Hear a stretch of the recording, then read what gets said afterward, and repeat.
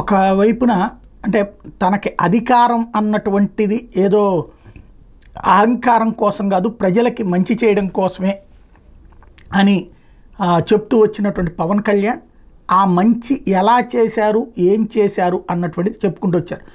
ఆ మధ్యన అన్నమయ్య డ్యామ్ కొట్టుకుపోయినటువంటి సందర్భంలో అక్కడికి వెళ్ళి చెక్ చేసి వస్తూ ఉన్నటువంటి సందర్భంలో తనకి ఒక గ్రామంలో 10 కుటుంబాలు, దళిత బడుగు బలహీన వర్గాలు ఉండేటువంటి కుటుంబాలు, అక్కడికి మంచినీళ్ళు ఇవ్వలేదు, కింద నుంచి మంచినీళ్ళు వెళ్తుంటే కానీ అక్కడికి మంచినీళ్ళు లేవు. ఈ విషయాన్ని వాళ్ళు నా నోటీస్కి తీసుకొచ్చారు.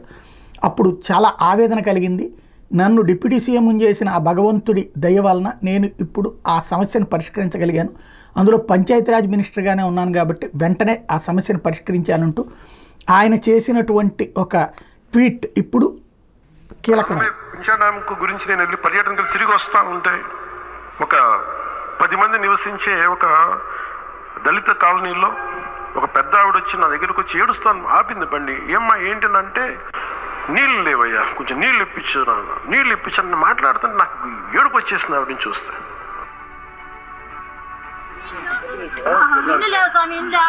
నెంబర్ ఎంత? మీ ఫోన్ నెంబర్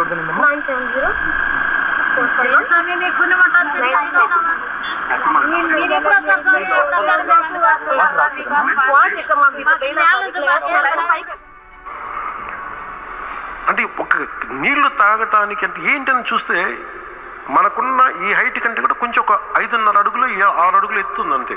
10 కుటుంబాలు ఉంటాయి, దాన్ని ఎవరు పట్టించుకోరు. నేను వెంటనే దాన్ని తీసుకొని పర్సనల్గా వ్యక్తిగతంగా మన ఆఫీస్ ద్వారా డిప్యూటీ సీఎం ఆఫీస్ ద్వారా కూర్చోబెట్టి పంచాయతీరాజ్ అధికారులతో మాట్లాడి సరిగ్గా 10 రోజుల్లో లెస్ దెన్ 7-8 డేస్లో వాళ్ళకి తిరిగి నీటి సరఫరా చేయించడం జరిగింది. అది 10 రోజులలో నీళ్ళు ఇవ్వగలిగేటటువంటి సమస్య దశాబ్దాలుగా వాళ్ళు పీడించబడుతున్నారంటే అర్థం చేసుకోవచ్చు. అందుకనే భగవంతుడికి నేను ధన్యవాదాలు చెప్పుకుంటున్నాను ఇలాంటి అవకాశం నాకు కల్పించినందుకు అని ప్రకటించారు.